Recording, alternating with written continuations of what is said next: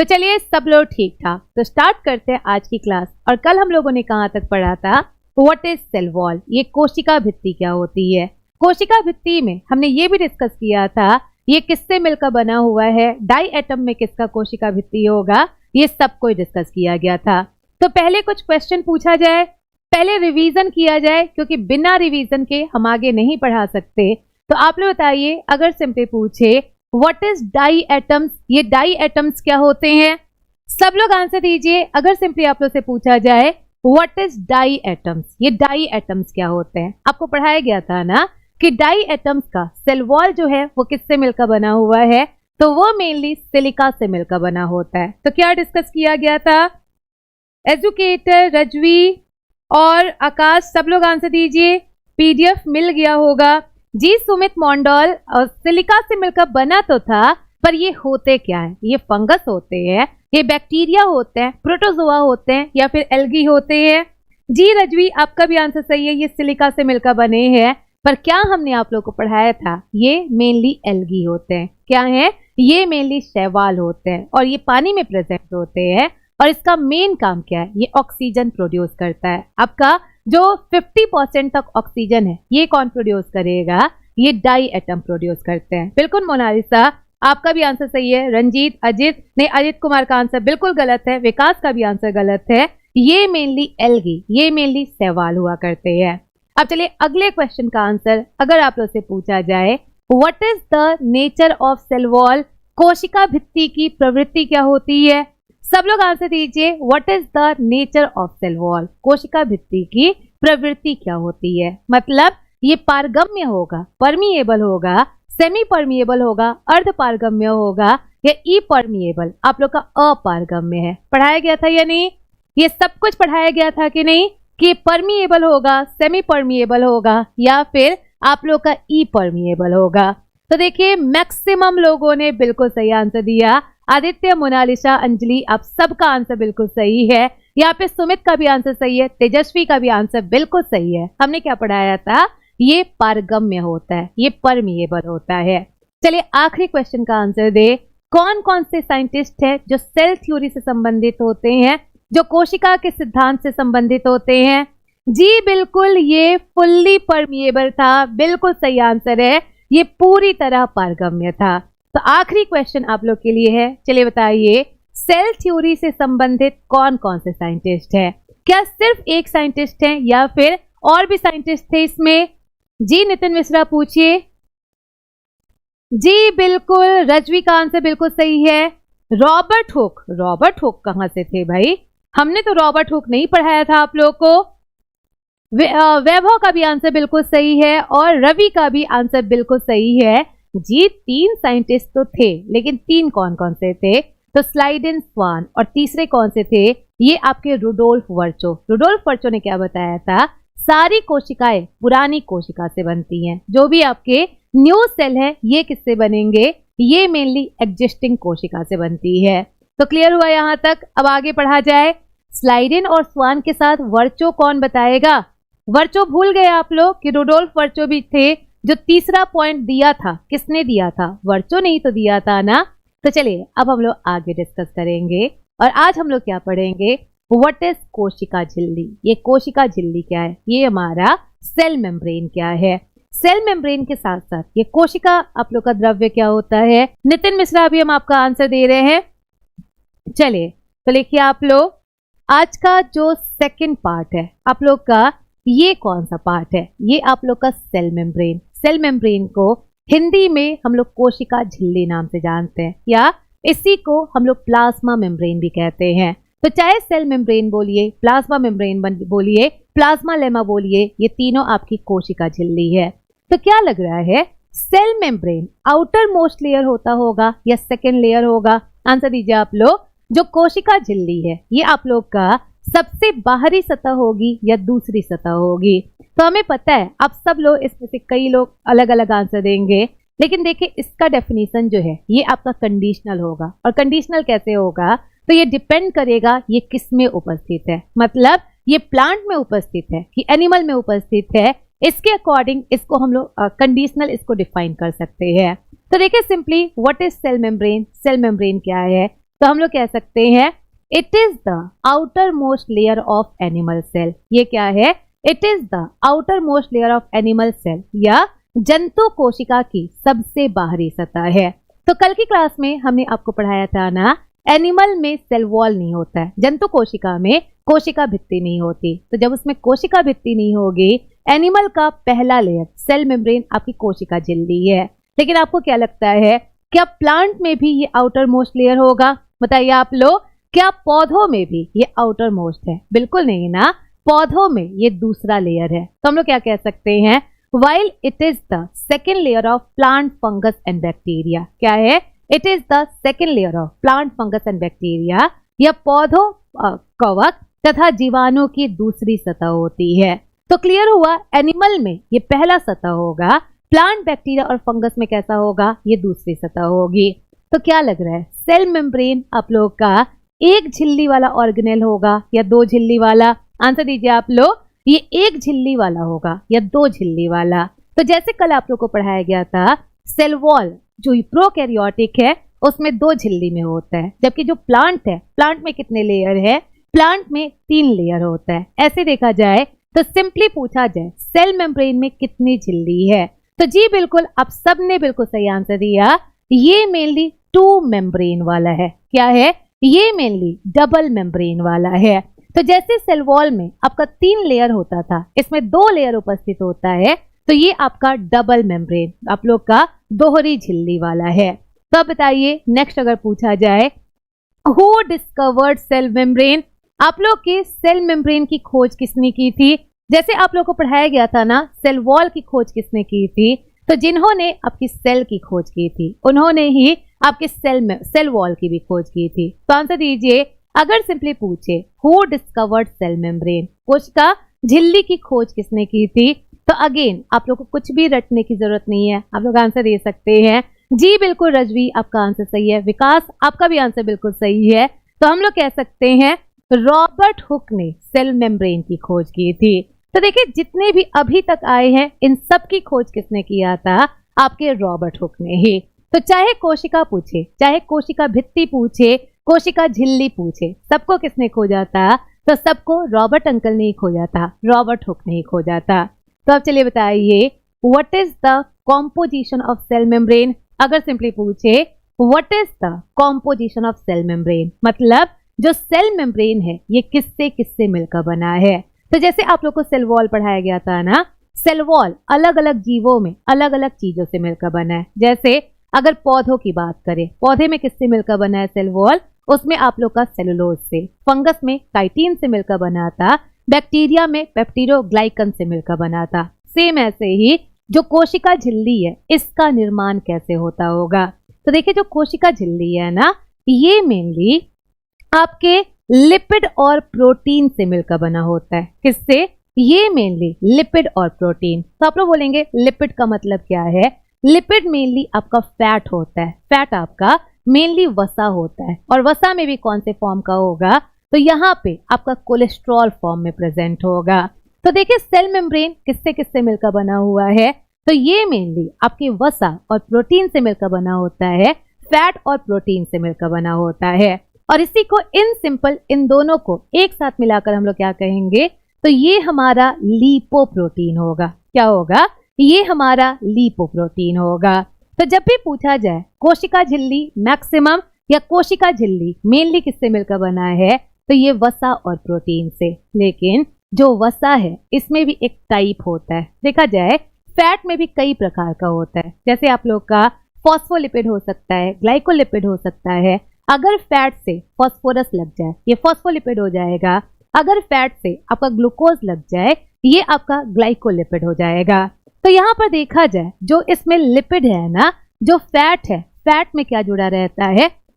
यहाँ पर आपके फॉस्फोरस ग्रुप जुड़ा होता है, इसीलिए क्या कहेंगे? इसमें आपका फॉस्फोलिपिड होगा। वसा तो होगा, लेकिन वसा में कौन सा ग्रुप जुड़ा होगा? यहाँ पे फॉस्फोरस ग्रुप, इसलिए हम लोग क्या कहेंगे? इसमें आपका फॉस्फोलिपिड उपस्थित होगा।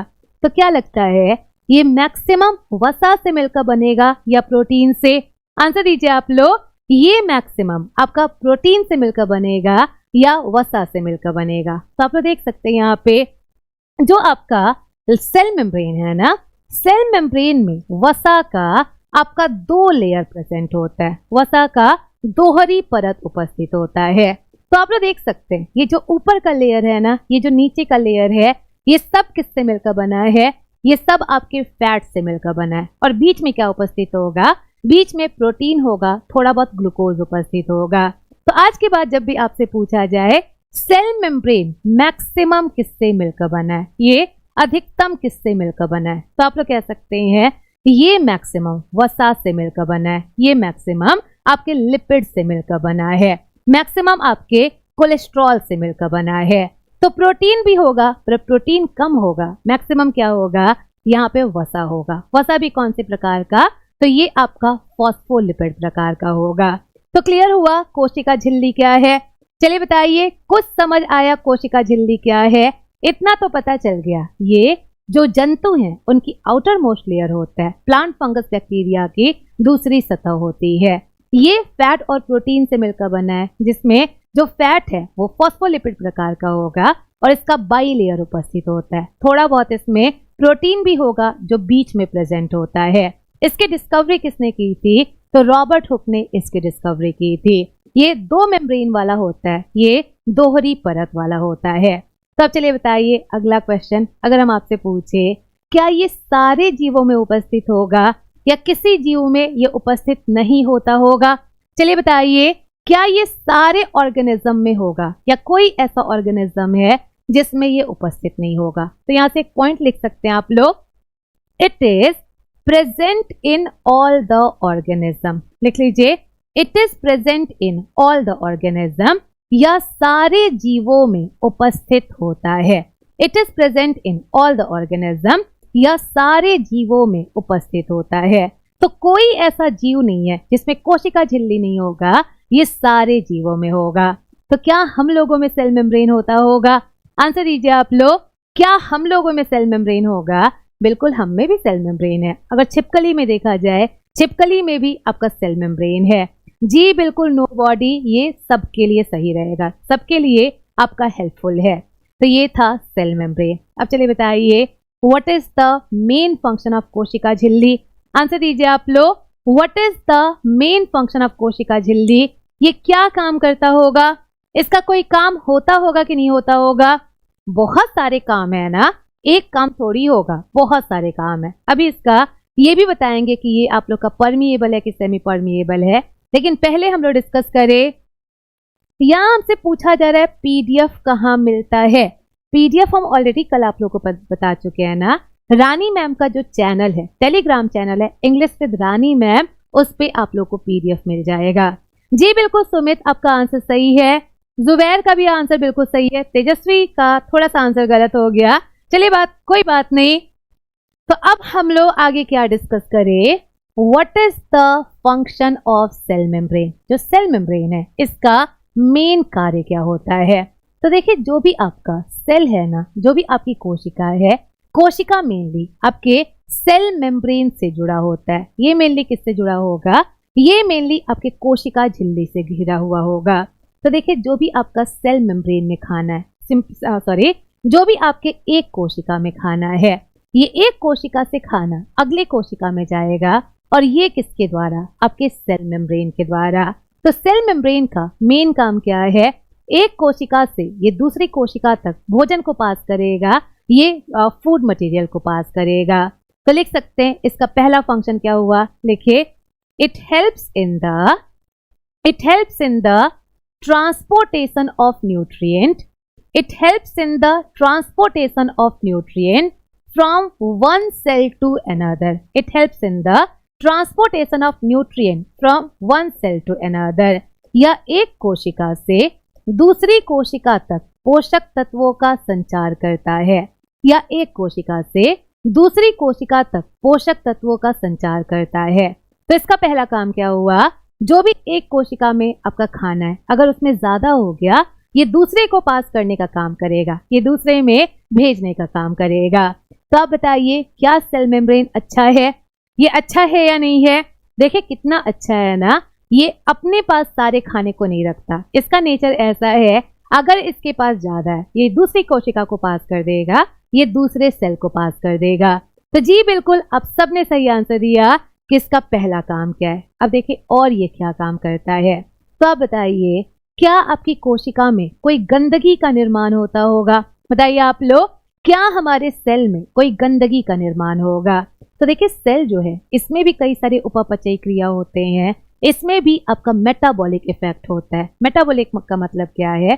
तो सिंपली मेटाबॉलिक का मतलब जैसे सेल में रेस्पिरेशन होगा, उसमें एनर्जी का फ्लो होगा, तो ऑब्वियस सी बात है कोशिका में भी गंदगी बनेगी। तो क्या कोशिका की गंदगी कोशिका में ही रहती होगी या उससे वो बाहर निकलेगी? ऑब्वियस सी बात है ना, वो कोशिका में नहीं रहेगी, वो बाहर निकलेगी। तो देखिए यहाँ पर जो भी गंदगी बनता है ना, गंदगी को गोल्जी बॉडी उठाता है। गंदगी को कौन उठाएगा? इसे गोल्जी बॉडी उठाएगा, और गोल्जी बॉडी उठाकर यहाँ पर इसे क्या करेगा? इसे ये सेल मेम्ब्रेन तक भेजेगा, और जैसे सेल मेम्ब्रेन तक भेजेगा ये बाहर निकल जाएगा, जो भी गंदगी है वो बाहर निकल जाएगा। तो अगला फंक्शन आप लोग क्या लिख सकते हैं? It helps in the removal of toxic element. क्या लिख सकते हैं? It helps in the removal of cell debris. It helps in the removal of cell debris, या कोशिका से गंदगी को बाहर निकालता है, या कोशिका से गंदगी को बाहर निकालता है। तो इसका मेन दो काम क्या हुआ? सबसे पहला काम है ये ट्रांसपोर्टेशन में रोल प्ले करेगा, इसके साथ साथ ये एग्जिट में भी हेल्प करेगा, ये कोशिका से गंदगी को बाहर निकालेगा। तब आप लोग बता सकते हैं इसके according what is the nature of cell membrane. अब तो आप लोग आंसर दे सकते हैं what is the nature of cell membrane. कोशिका झिल्ली का नेचर कैसा है? ये पारगम्य होगा, अर्ध पारगम्य होगा, या अपारगम्य होगा? क्या होगा? चलिए बताइए, चलिए आंसर दीजिए आप लोग। क्या होगा आप लोग का? ये परमिएबल होगा, सेमी परमिएबल होगा, या ई परमिएबल होगा? क्या लगता है आप लोग को? अच्छा बिल्कुल मोनालिशा आपका आंसर सही है। वैभव और नहीं, विवेक का आंसर गलत है, वैभव का आंसर सही है। निधि बोल रही है दोनों नहीं हो सकता है भाई, कोई एक ही तो होगा ना। अच्छा ये आप लोग देखिए, ये क्या सारे खाने को पास कर रहा है? सारे खाने को पास नहीं कर रहा है, ये आधे खाने को पास कर रहा है, जो एक्स्ट्रा है सिर्फ उसे पास कर रहा है। मतलब ये हमारा सेमी परमिएबल है, और सेमी परमिएबल को हम लोग सेलेक्टिव परमिएबल भी कह सकते हैं। तो अगला पॉइंट क्या लिखेंगे? इट इज सेमी परमिएबल और selective permeable. It is semi permeable और सेलेक्टिव परमिएबल। हिंदी में क्या कहेंगे? ये अर्ध पारगम्य या चयनात्मक पारगम्य होता है, मतलब ये सारे चीजों को पास नहीं करेगा। ये क्या हो गया? अर्ध या चयनात्मक पारगम्य है। तो हमने आप लोग को पढ़ा दिया व्हाट इज सेल मेम्ब्रेन, ये कोशिका झिल्ली क्या है, क्या काम करता है, इसका नेचर कैसा है, इसके साथ साथ ये आप लोग का किससे मिलकर बना हुआ है। तो चलिए देखिए अब आगे हम लोग क्या डिस्कस करें। आप लोग का दो पार्ट हो गया, सेल वॉल हमने डिस्कस कर दिया, इसके साथ साथ हमने सेल मेम्ब्रेन डिस्कस कर दिया। तो क्या लग रहा है आपकी कोशिका में कोई लिक्विड उपस्थित होता होगा? अच्छा भाई मेरी वजह से आप लोग झगड़ा ना करें, जुबैर और एक और पर्सन है जो झगड़ा कर रहे हैं, झगड़ा उगड़ा ना किया करें, आप लोग आराम से रहिए, सुकून से रहिए, आराम से पढ़ाई पर ध्यान दीजिए। तो चलिए अगला देखें, नेक्स्ट आप लोग का क्या है? आप लोग के सेल में एक लिक्विड उपस्थित होता है, आपकी कोशिका में एक द्रव्य उपस्थित होता है जिसे हम लोग साइटोप्लाज्म कोशिका द्रव्य कहते हैं। क्या कहेंगे? साइटोप्लाज्म कोशिका द्रव्य कहेंगे। तो लिखिए आप लोग, आपका तीसरा पार्ट कौन सा है? ये हमारा साइटोप्लाज्म है, ये हमारा कोशिका द्रव्य है। तो क्या लग रहा है व्हाट इज कोशिका द्रव्य? ये कोशिका द्रव्य क्या होता है? तो देखिए सिंपली कोशिका द्रव्य, नाम सही लग रहा है ना, ये एक ऐसा द्रव्य है जो कोशिका में उपस्थित होता है, जो सेल में उपस्थित होता है। ये आप लोग का पूरी तरह से लिक्विड फॉर्म में नहीं होता है, ये जेली के फॉर्म में होता है। आप लोग का हल्का सा गाढ़ा होगा, ये जेली के फॉर्म में होता है। और यही एक लिक्विड है जिसके अंदर सारे आपके उपांग उपस्थित होंगे, जिसके अंदर माइटोकॉन्ड्रिया भी होगा, एंडोप्लाज्मिक भी होगा, आपका गोल्जी बॉडी भी उपस्थित होगा। तो जो भी आपके ऑर्गेनेल्स हैं ये सब कौन से द्रव्य में होंगे? ये आपका कोशिका द्रव्य है। तो देखिए व्हाट इज कोशिका द्रव्य? कोशिका द्रव्य क्या है? सिंपली कह सकते हैं ये एक आप लोग का फ्लूइड है जो कोशिका को फिल करता है। क्या करता है?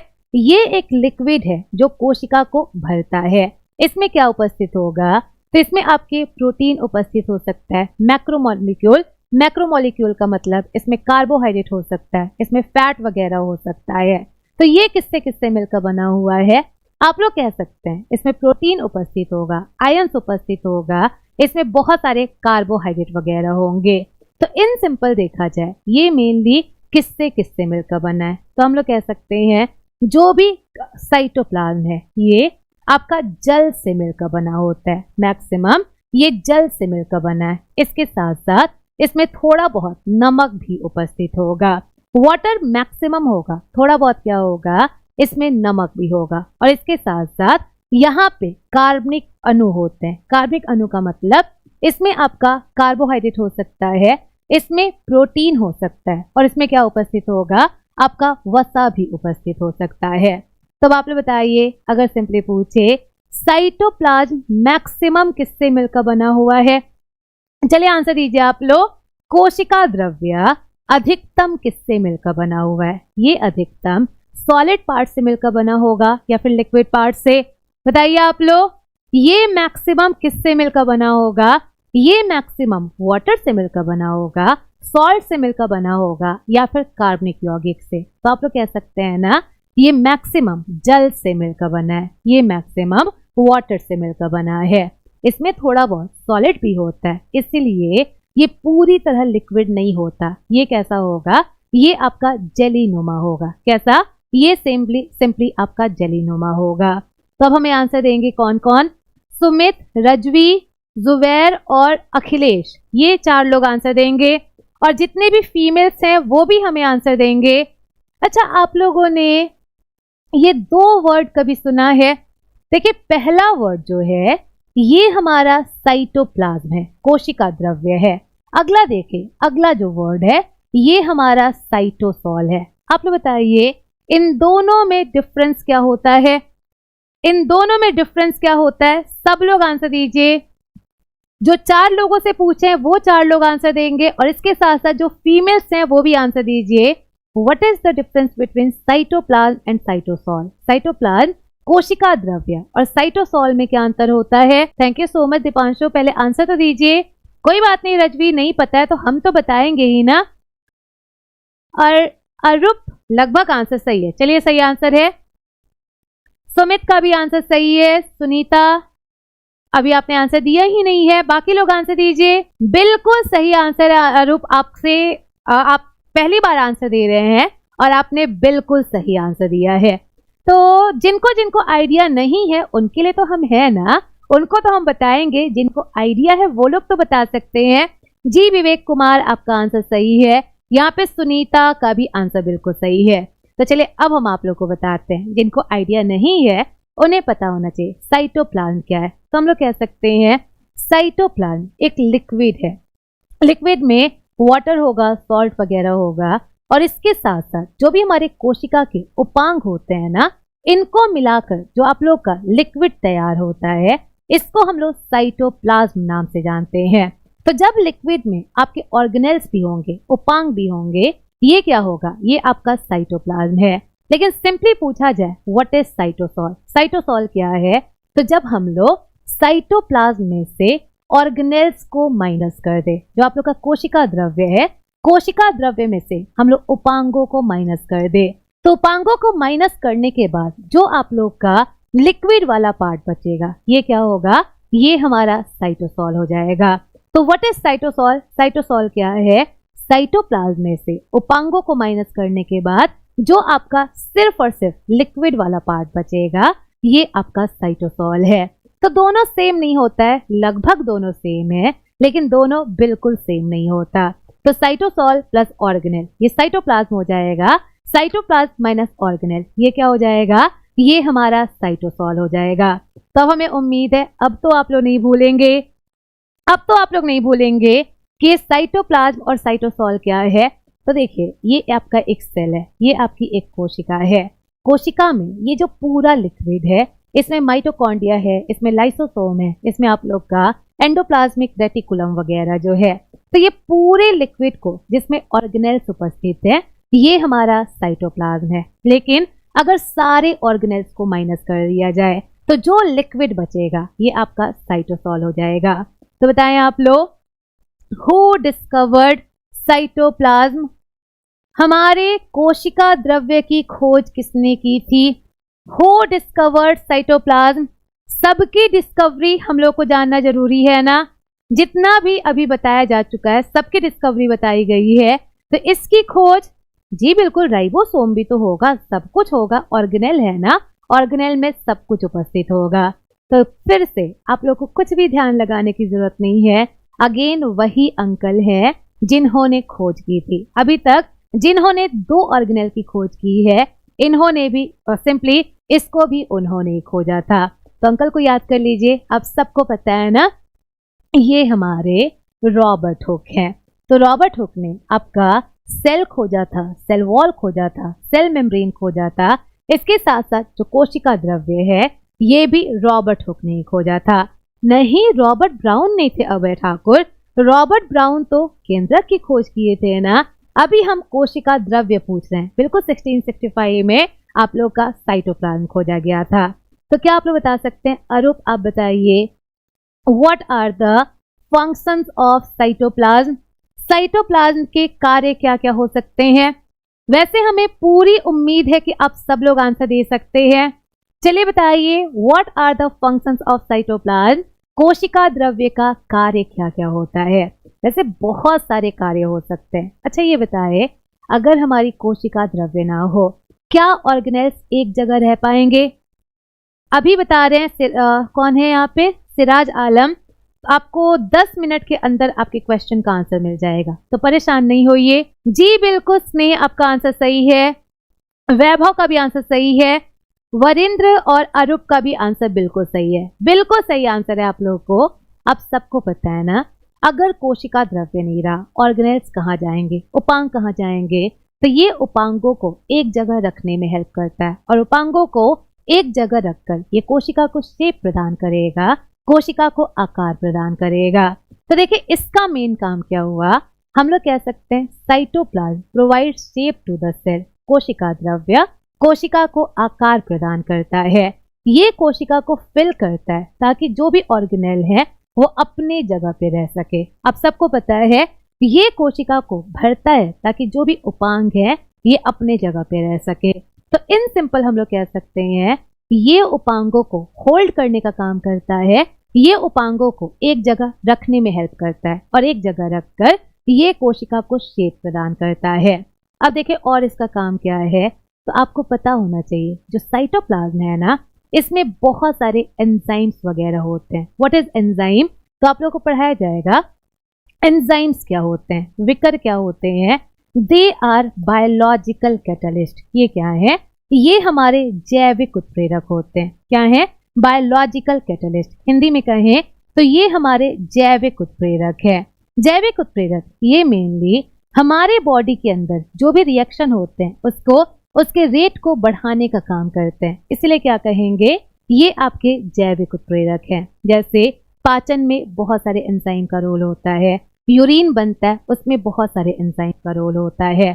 तो देखिए जो आप लोग का साइटोप्लाज्म है ना, साइटोप्लाज्म में एंजाइम उपस्थित होता है। इसमें क्या होगा, इसमें विकर उपस्थित होते हैं, और जब ये इसमें विकर उपस्थित होंगे क्या ये हमारे मेटाबॉलिज्म में रोल प्ले करते होंगे?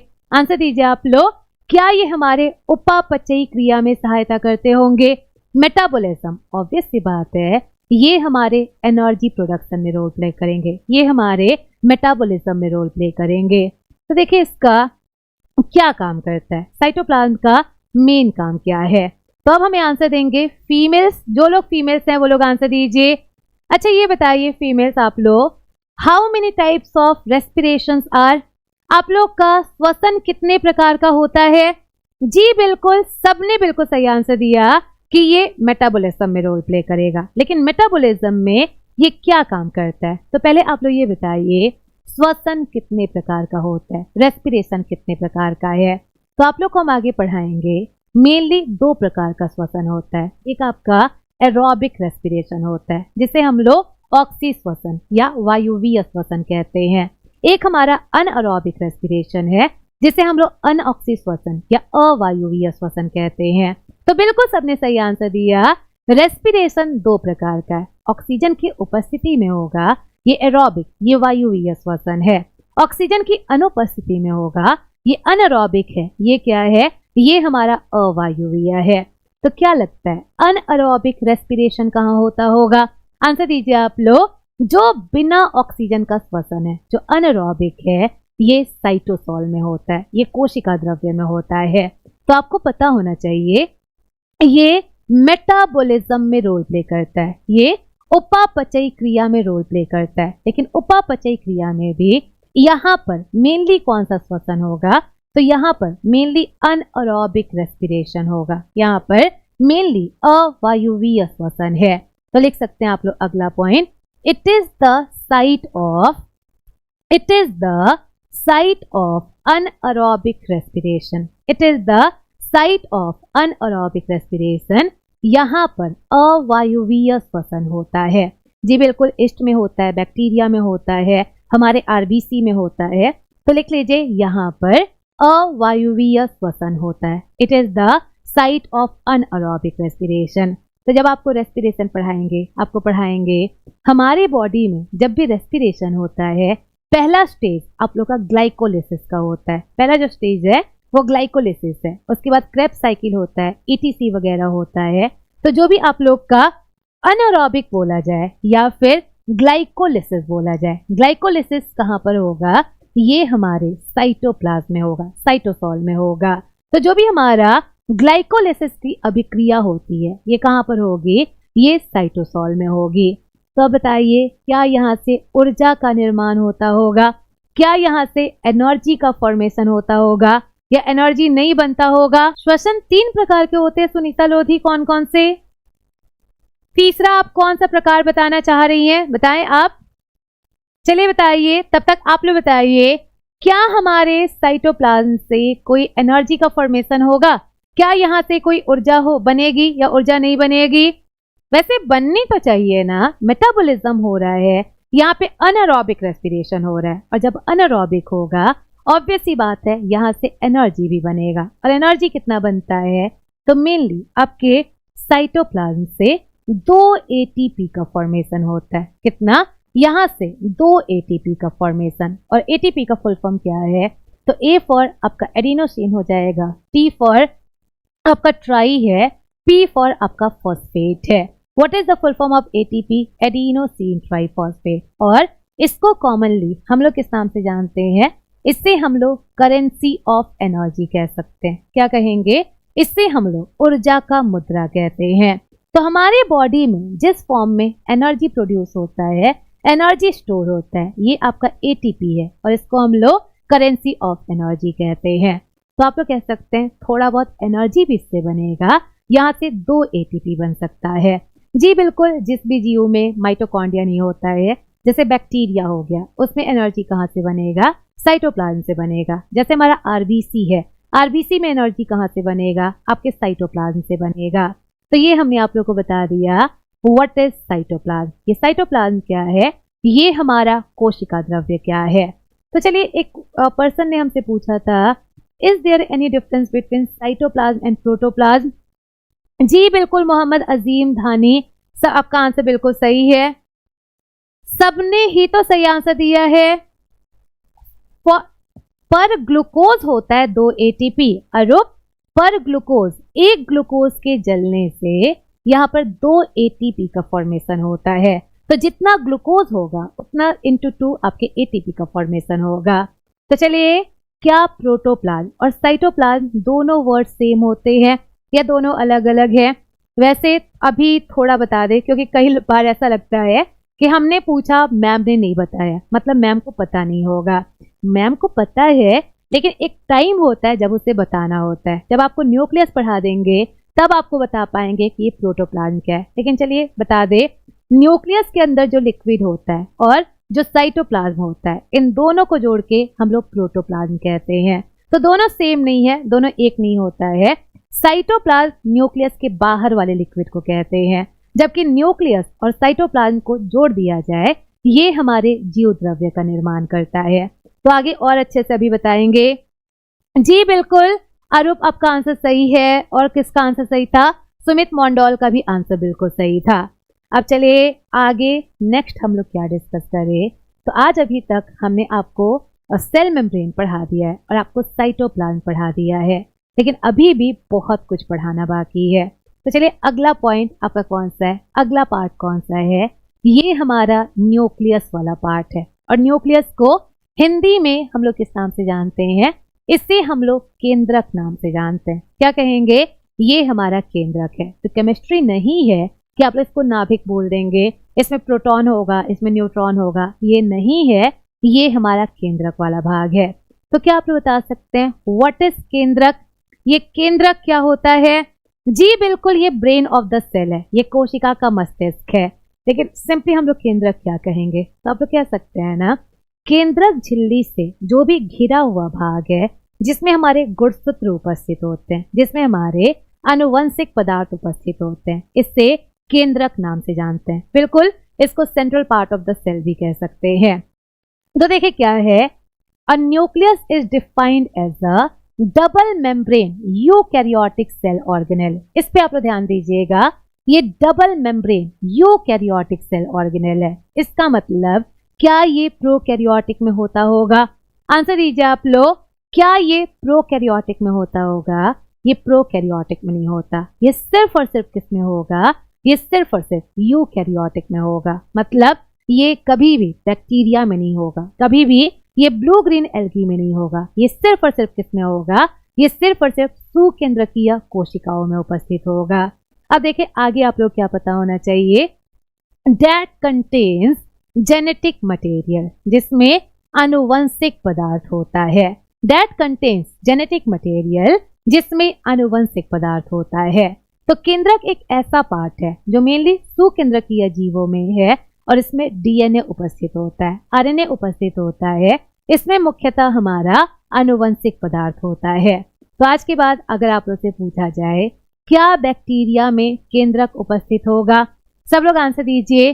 क्या बैक्टीरिया में केंद्रक उपस्थित होगा? बैक्टीरिया में केंद्रक उपस्थित नहीं है। ये सिर्फ और सिर्फ हम लोगों में होगा, प्लांट में होगा, एनिमल्स वगैरह में होगा। तो क्या लगता है, हु डिस्कवर्ड इट? इसकी खोज किसने की थी? चलिए बताइए, हु डिस्कवर्ड इट? इसकी खोज किसने की थी? तो it was discovered by Robert brown. Robert brown ने 1831 में केंद्रक की खोज की थी। तो देखिए रॉबर्ट यहाँ पर भी है, पर रॉबर्ट हुक नहीं है, ये रॉबर्ट ब्राउन है जिन्होंने 18 से 31 में हमारे केंद्रक की खोज की थी। तो आप लोग बताइए वो कौन सा यूकैरियोटिक सेल है जिसमें केंद्रक उपस्थित नहीं होता है? चलिए बताइए वो कौन सा सुकेंद्रकीय कोशिका है जिसमें न्यूक्लियस एब्सेंट होता है? अभी हम 2-3 बार उस पॉइंट को बता चुके हैं, तो बताइए जल्दी से। सुनीता लोधी, सॉरी हमने ध्यान नहीं दिया, एक बार आप दोबारा आंसर दीजिए, हम ध्यान दे देंगे पक्का। चलिए बताइए आप लोग, वो कौन सा, हम ह्यूमन की बात कर रहे हैं, ह्यूमन में वो कौन सी कोशिका है जिसमें केंद्रक उपस्थित नहीं होता है? विकास, सुमित, हम ह्यूमन की बात कर रहे हैं ना, हम मानव की बात कर रहे हैं। वैसे सुमित, एल्गी जो है वो प्लांट में ही आता है, तो एल्गी में न्यूक्लियस होगा, शैवालों में न्यूक्लियस होगा। जी अनिश कुमार, विकास गंगवार, लगभग आपका आंसर सही है। अरूप भगत, आपका भी आंसर बिल्कुल सही है। अच्छा, हम लोगों में क्या कोई ऐसी कोशिका नहीं है? वैसे एक नहीं 2 कोशिकाएं होती हैं। जी बिल्कुल सुनीता, बिल्कुल सही आंसर है आपका। चलिए तो देखा जाए कौन कौन सा अपवाद है। अगर ह्यूमन की बात करें तो जो आरबीसी होता है ना, जो हमारी लाल रुधिर कोशिका है, इसके साथ साथ जो हमारा प्लेटलेट होता है, बिंबाणु होता है, दोनों में केंद्रक नहीं होते हैं। तो याद रखिएगा, लाल रुधिर कोशिका और प्लेटलेट जो बिंबाणु है, इन दोनों में केंद्रक उपस्थित नहीं होगा, इन दोनों में न्यूक्लियस उपस्थित नहीं होगा। तो अब देखिए जी बिल्कुल, इसमें 80% आप लोग का प्रोटीन उपस्थित होता है, बिल्कुल सही बोल रहे हैं। तो ये था आपका केंद्रक। तो देखिए केंद्रक का आपका डायग्राम कैसा होता है, वो दिखता कैसा है, तो आप लोग देख सकते हैं ये जो पार्ट है ये आप लोग का केंद्रक वाला भाग है। और आपको पता होना चाहिए it is the largest organelle of eukaryotic cell. ये क्या है? It is the largest organelle of eukaryotic cell, यह सुकेंद्रकीय जीवों का सबसे बड़ा उपांग होता है। क्या है? यह सुकेंद्रकीय जीवों का सबसे बड़ा उपांग है। और सबसे बड़ा उपांग होने का मतलब माइटोकॉन्ड्रिया का साइज इतना बड़ा नहीं होता, आप लोग का जो गोल्जी बॉडी है उसका साइज इतना बड़ा नहीं होता। ये सबसे बड़ा उपांग है। लेकिन क्या प्लांट में भी ये सबसे बड़ा होगा? चलिए बताइए, क्या प्लांट में भी ये सबसे बड़ा होगा? वैसे प्लांट में सबसे बड़ा नहीं होगा, प्लांट में सबसे बड़ा वैक्यूल्स होता है, रिक्तिकाएं होती हैं। लेकिन अगर एनिमल की बात करें, बाकी सारे यूकैरियोट्स की बात करें, तो सब में ये आप लोग का सबसे बड़ा उपांग है। तो आप लोग देखिए, ये एक न्यूक्लियस है, ये केंद्रक है। केंद्रक में आप लोग का जो बाहर एक मेम्ब्रेन उपस्थित है, इसको हम लोग क्या कहते हैं? इसको हम लोग न्यूक्लियर मेम्ब्रेन कहते हैं, या इसी को न्यूक्लियर एनवलप नाम से भी जानते हैं। ये आपका केंद्रक झिल्ली है। तो जो आप लोग का बाहर जो मेम्ब्रेन उपस्थित है, ये क्या है? ये हमारा न्यूक्लियर मेम्ब्रेन है, ये आपका केंद्रक झिल्ली है। और केंद्रक झिल्ली का मेन काम क्या है? तो ये आपके बाकी सेल से न्यूक्लियस को बचाने का काम करता है, आपका मिक्सिंग होने से रोकता है। तो पहला झिल्ली क्या हुआ? ये आप लोग का न्यूक्लियर मेम्ब्रेन हो गया। अब आप लोग देखिए, न्यूक्लियर मेम्ब्रेन के बीच बीच में कुछ गैप उपस्थित होता है, और इस गैप को हम लोग किस नाम से जानते हैं? इससे हम लोग न्यूक्लियर पोर नाम से जानते हैं, इसको हम लोग केंद्रक छिद्र नाम से जानते हैं।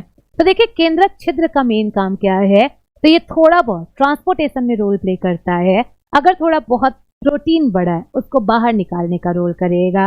अब देखिए, तीसरा इसका पार्ट कौन सा है? तो आप लोग देखिए, आपके केंद्रक के बीच में एक पार्ट उपस्थित होता है, और इस पार्ट को हम लोग किस नाम से जानेंगे? इससे हम लोग न्यूक्लियोलस नाम से जानते हैं। न्यूक्लियोलस को हिंदी में हम लोग केंद्रिका नाम से जानते हैं। तो अगला जो पार्ट है, ये न्यूक्लियोलस होगा, ये आपका केंद्रक। और अभी आपको केंद्रक भी पढ़ा रहे हैं, केंद्रक क्या है। इसके साथ साथ आपके न्यूक्लियस में एक लिक्विड उपस्थित होती है, और इस लिक्विड को हम लोग क्या कहेंगे? इससे हम लोग न्यूक्लियोप्लाज्म कहते हैं। जो आपका केंद्रक है, केंद्रक में एक द्रव्य उपस्थित होगा, इससे हम लोग केंद्रक द्रव्य नाम से जानते हैं। क्या है? ये हमारा केंद्रक द्रव्य है। इसी में हमारा डीएनए उपस्थित होगा, इसी में हमारा क्रोमोसोम वगैरह उपस्थित होगा। तो जो भी गुणसूत्र है, ये आप लोग के न्यूक्लियोप्लाज्म में उपस्थित होता है। तो ये पूरा हमने आप लोग को बता दिया। न्यूक्लियर मेम्ब्रेन क्या होता है, न्यूक्लियर पोर क्या होता है, लिक्विड क्या है, ये सब कुछ हमने डिस्कस कर दिया। तो चलिए अब आप लोग यहीं से बताइए, what is the main function of nuclear? चलिए बताइए, what is the main function of nucleus? आपके न्यूक्लियस का मेन कार्य क्या होगा? आप लोग को थोड़ा बहुत तो पता चल चुका होगा कि न्यूक्लियस का मेन काम क्या है। What is the main function of nucleus? सबसे पहला पॉइंट क्या आप लोग कह सकते हैं कि ये हमारे आनुवंशिकता को नियंत्रित करता है, ये हमारे जेनेटिक्स को कंट्रोल करता है। आप सबको पता है क्रोमोसोम हमारे न्यूक्लियस के अंदर है। डीएनए कहां पर है? डीएनए आप लोग का, जी बिल्कुल तमल, आपका आंसर सही है। डीएनए कहां पर है? ये भी आप लोग के न्यूक्लियस के अंदर है। तो चलिए लिखिए, पहला पॉइंट क्या लिखेंगे? It is also known as genetic hub. It is also known as genetic hub because DNA and chromosomes are DNA and chromosomes are present in nucleus. It is also known as genetic hub because DNA and chromosomes are present in nucleus. Hindi में लिखिए, इससे आनुवंशिकता का केंद्र कहते हैं। इससे आनुवंशिकता का केंद्र कहते हैं क्योंकि डीएनए तथा गुणसूत्र यहाँ पर उपस्थित होते हैं। क्योंकि डीएनए तथा गुणसूत्र यहाँ पर उपस्थित होते हैं। क्रोमेटिन तंतु भी है, बिल्कुल सुमित। हम आपको जब ये पढ़ाएंगे कि सेल डिवीजन क्या है, तब आपको बताएंगे कि क्रोमेटिन क्या होता है, सिस्टर क्रोमेटिड वगैरह क्या होता है, ये सब कुछ हम आप लोग को पढ़ाएंगे। तो ये है आप लोग का पहला फंक्शन। अब बताइए, क्या डीएनए सिर्फ और सिर्फ केंद्रक में होता है? आंसर दीजिए। जी, डीएनए और आरएनए भी होता है, बिल्कुल दीपक। लेकिन आरएनए ज्यादा न्यूक्लियस से कहीं और होता है। दीपक अभी हम आपको बताते हैं आरएनए मैक्सिमम कहां पर उपस्थित होता है। तो पहले आप लोग मेरे क्वेश्चन का आंसर दीजिए, क्या डीएनए सिर्फ और सिर्फ केंद्रक में होता है या केंद्रक के अलावा भी कहीं डीएनए हो सकता है? चलिए बताइए, क्या केंद्रक के अलावा भी कहीं डीएनए हो सकता है? सुमित, आपका आंसर बिल्कुल सही है। डीएनए और राइबोसोम होता है, पर डीएनए और राइबोसोम और कहां पर होता है? आप लोग याद रखिएगा, न्यूक्लियस के अलावा जो हमारा माइटोकॉन्ड्रिया है, माइटोकॉन्ड्रिया में भी डीएनए और राइबोसोम, डीएनए अभी याद रखिए, माइटोकॉन्ड्रिया में भी डीएनए होता है। इसके साथ साथ जो हमारा क्लोरोप्लास्ट है ना, जो पौधों को हरा रंग प्रदान करता है, जो हरित लवक होता है, इसमें भी डीएनए उपस्थित होता है। तो आप लोग का माइटोकॉन्ड्रिया और क्लोरोप्लास्ट, इन दोनों में डीएनए हो सकता है आप लोग के न्यूक्लियस के साथ साथ। तो ये आगे भी आप लोग को पढ़ाया जाएगा। जी बिल्कुल, वो सर्कुलर डीएनए जो होता है, इसके अलावा आपका एक्स्ट्रा न्यूक्लियर डीएनए भी होता है, वो भी आप लोग को पढ़ाया जाएगा। अब चलिए देखिए इसका अगला काम क्या है, इसका अगला फंक्शन क्या है। तो आप लोग कह सकते हैं, it is also known as brain of the cell. It is also known as brain of the cell. इसे कोशिका का मस्तिष्क कहते हैं। इसे कोशिका का मस्तिष्क कहते हैं because it controls all the activities of cell. It is also known as brain of the cell. इसे कोशिका का मस्तिष्क कहते हैं because it controls all the activities of the cell. क्योंकि यह कोशिका के सारे कार्यों को नियंत्रित करता है, क्योंकि यह कोशिका के सारे कार्यों को नियंत्रित करता है। तो आप लोग बताइए, अगर हमारा केंद्रक ना हो, क्या कोशिका विभाजन हो सकता है? बताइए आप लोग, क्या विदाउट न्यूक्लियस हमारा सेल डिवीजन हो सकता है? तो जब तक न्यूक्लियस नहीं होगा, आप लोग का क्रोमोसोम डिवाइड नहीं होगा, आपका कोशिका विभाजन नहीं हो पाएगा। तो कोशिका विभाजन, रिप्रोडक्शन में भी मेन रोल किसका है? आपके केंद्रक का है। तो अगला पॉइंट लिखिए, क्या लिख सकते हैं? It helps in cell division and reproduction. लिख लीजिए, it helps in cell division and reproduction. यह कोशिका विभाजन तथा कोशिका के जनन में सहायता करता है। यह कोशिका विभाजन तथा कोशिका के जनन में सहायता करता है। तो आप लोग को पता चला सेल डिवीजन में भी किसका रोल है, इसमें भी आप लोग के न्यूक्लियस का रोल है। इसके साथ साथ सेल के रिप्रोडक्शन में भी रोल किसका है? हमारे न्यूक्लियस का ही रोल है।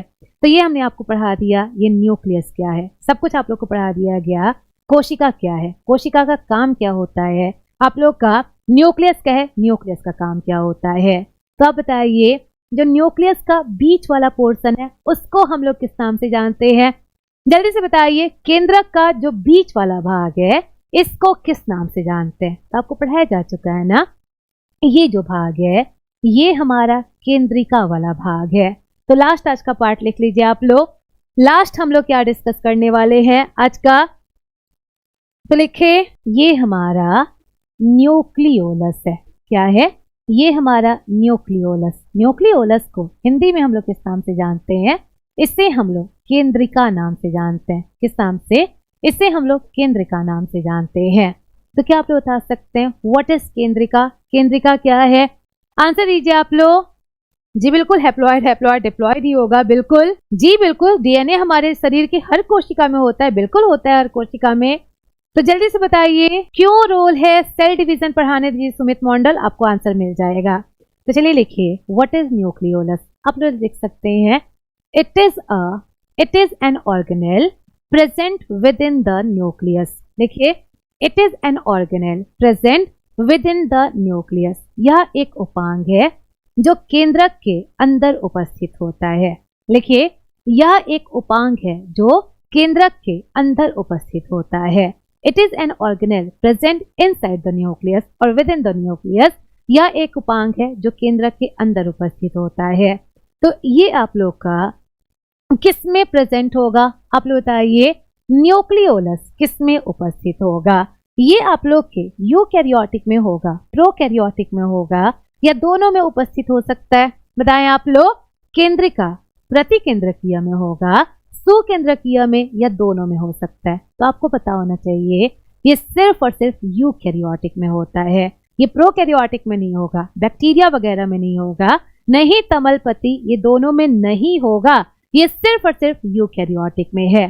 तो जी बिल्कुल रजवी विकास, आप लोग का आंसर सही है। तो अगला पॉइंट लिखिए, it is the property of, बिल्कुल दीपक आपका भी आंसर सही है, it is the property of only eukaryotic cell, it is the property of only eukaryotic cell, यह केवल सुकेंद्रकीय जंतुओं में, सुकेंद्रकीय जीवों में उपस्थित होता है, यह केवल सुकेंद्रकीय कोशिका में उपस्थित होता है। तो आप लोग खुद सोचिए, अगर केंद्रक ही नहीं होगा, प्रोकैरियोटिक में न्यूक्लियस नहीं होता है और प्रोकैरियोटिक में न्यूक्लियस नहीं हुआ, तो न्यूक्लियोलस कहाँ से होगा, उसमें केंद्रिका नहीं होगा, मतलब ये सिर्फ और सिर्फ यूकैरियोटिक में है। तो देखिए इसकी डिस्कवरी किसने की थी, इसकी खोज किसने की थी, आपको पता होना चाहिए। It was discovered by Felice Fontana, Robert ने इसकी डिस्कवरी नहीं की थी, it was discovered by Felice Fontana, Felice Fontana ने इसकी खोज की थी। तो क्या ये कोई काम करता होगा, आप लोगों को क्या लगता है, क्या केंद्रिका का कोई काम होगा? बिल्कुल काम होगा ना। और देखा जाए जो भी आरएनए होता है, डीएनए की तरह एक और आनुवंशिक पदार्थ है जो हमारे बॉडी में प्रोटीन का निर्माण करता है। और ये आपका पदार्थ कौन सा है, राइबोन्यूक्लिक एसिड। आरएनए आप लोग का कहाँ पर प्रेजेंट होगा, आरएनए और कुछ प्रोटीन हमारे केंद्रिका में उपस्थित होते हैं। तो याद रखिएगा न्यूक्लियोलस का मेन काम क्या है, तो यहाँ पर आरएनए उपस्थित होता है और कुछ प्रोटीन उपस्थित होता है। और ये आपका अगला काम क्या करेगा, तो इसी के साथ साथ जो आपका न्यूक्लियोलस है ये राइबोसोम बनाने में हेल्प करता है। एक आप लोग का ऑर्गेनेल है जिसको हम लोग कल डिस्कस करेंगे, ये राइबोसोम बनाने में भी सहायता करता है। तो आप लोग बताइए, अगर सिंपली पूछे क्या केंद्रिका प्रोटीन संश्लेषण करता है, आंसर दीजिए आप लोग, क्या केंद्रिका प्रोटीन संश्लेषण करता है, क्या न्यूक्लियोलस आप लोग का प्रोटीन फॉर्मेशन करता है, प्रोटीन सिंथेसिस करता है। तो आप लोग देख सकते हैं न्यूक्लियोलस में आरएनए उपस्थित है, राइबोसोम उपस्थित है, और ये दोनों मिलकर क्या काम करेंगे, ये दोनों मिलकर आपकी प्रोटीन का फॉर्मेशन करेंगे, ये दोनों आपके प्रोटीन सिंथेसिस करेंगे। तो आप लोग लिख सकते हैं it also helps in protein synthesis, देखिए it also helps in protein synthesis, या प्रोटीन संश्लेषण में भी सहायता करता है, या प्रोटीन संश्लेषण में भी सहायता करता है। तो क्लियर हुआ अभी तक का जो भी हमने आप लोगों को पढ़ाया, कुछ क्लियर हुआ या कुछ क्लियर नहीं हुआ? राघव वीओडी बैच तो नहीं मिल सकता, लेकिन हाँ डेली आप लाइव जरूर क्लास ले सकते हैं। अगर कोई डाउट है जल्दी से पूछ लीजिए आप लोग। You have 4 minutes. जी बिल्कुल, टेलीग्राम पे सारे पीडीएफ्स मिल जाते हैं। प्रोटोजोआ इज अ प्रोकैरियोटिक, नहीं दीपक, प्रोटोजोआ यूकैरियोटिक है। आपको पहली क्लास में तो पढ़ाया गया था कि प्रोटोजोआ यूकैरियोटिक है। अच्छा ये बताइए आज के बाद क्या ये batch English with Rani ma'am channel पे होगा? हमने आपको ऑलरेडी बता रखा है ना, सिर्फ 3 क्लास मैम के चैनल पर होने वाला था, इंग्लिश विद रानी मैम पे होने वाला था। अब जो कल से क्लास होगी, कल से क्लास आपकी यूसी लाइव पर होगी। आप लोगों को पहले दिन से ही बता रखे हैं, कल से जो क्लास होगी ये यूसी लाइव पर होगी। तो प्लीज चैनल को सब्सक्राइब कर लीजिए, क्योंकि अगर आप लोग उस चैनल पे नहीं रहेंगे, आप लोग आएंगे कैसे, और आप नहीं आएंगे तो हम इतने अच्छे से कैसे पढ़ाएंगे। हम पहले बता चुके हैं आप लोग मेरे माइटोकॉन्ड्रिया है, आप लोग जितने अच्छे से रिप्लाई करेंगे हम उतने अच्छे से आपको पढ़ाएंगे। तो प्लीज कल आप लोग यूसी लाइव पे आ जाइएगा और इतने ही एनर्जी से कल भी हम लोग डिस्कस करेंगे। अच्छा पीडीएफ नहीं मिला श्रुति कुमारी, देख लेंगे हम, अगर नहीं मिला होगा तो तीनों क्लास का पीडीएफ कल की क्लास से पहले आपको मिल जाएगा, पक्का मिल जाएगा। जी एजे मीना, बिल्कुल ध्यान दिया जाएगा इस बात पे। Tomorrow last day of the sale, chances है कि टुमारो लास्ट डे है, पर वैभव हमें सेल डिवीजन भी पढ़ना है ना, तो सेल डिवीजन पढ़ना है तो मे बी फ्राइडे तक भी हम लोग चल सकते हैं। जी ये सीजीएल के लिए भी है, हमने कब बोला सीजीएल के लिए नहीं है, ये सीजीएल के लिए भी है, प्री और मेंस दोनों के लिए इम्पोर्टेंट है। तो कल कितने बजे क्लास होती है कृष्णा? 3 दिन से हम क्लास ले रहे हैं, 10 से 11 बजे की क्लास होती है। रात में हम लोग 10 से 11 बजे तक पढ़ते हैं। अगर आपको पीडीएफ चाहिए जो कि अभी तक नहीं मिला है, इंग्लिश विद रानी मैम पे ये पीडीएफ मिल जाना चाहिए था, पर कोई बात नहीं, कल तक आप लोग को पीडीएफ मिल जाएगा। अगर आप लोग हमसे जुड़ना चाहते हैं, तो अगर आप लोग हमसे जुड़ना चाहते हैं, हमसे क्वेश्चन अगर पूछना चाहते हैं, तो biology by Saba Telegram channel है, आप लोग उस पे भी हमसे जुड़ सकते हैं। क्या इंपॉर्टेंट छोड़ रहा है बता दीजिए एसएससी एस्पायरेंट, हमें भी पता चल जाए कि हमने क्या आपको नहीं पढ़ाया। कोई बात नहीं सुमित मोंडोल, प्रॉमिस करते हैं कल तक मिल जाएगा आपको। जी बिल्कुल अवस्थी, ये एनटीपीसी के लिए भी है। चलिए तो अब हम लोग मिलते हैं कल की क्लास में 10 बजे। आप लोग यूसी लाइव पर कल प्रेजेंट रहिएगा। कल हम लोग सेल कंप्लीट करने की कोशिश करेंगे, मतलब जो सेल का जो मेन पार्ट है वो कल हम लोग डिस्कस करेंगे। जैसे आप लोग का माइटोकॉन्ड्रिया क्या है, ये लाइसोसोम क्या होता है, राइबोसोम क्या होता है, सेंट्रियोल्स वगैरह क्या होता है, वैक्यूल्स वगैरह क्या है, ये सब कुछ हम लोग कल की क्लास में डिस्कस करेंगे। तो तब तक आप लोग अपना बहुत सारा ध्यान रखिए, हमेशा खुश रहिए, हमेशा मुस्कुराते रहिए मेरी तरह। सिंपली अब आराम से सो जाइए, इस टाइम पढ़ाई नहीं कीजिएगा, सुबह उठकर पढ़ाई कीजिएगा, आराम से सो जाए सब लोग। सबको thank you so much, thank you so much.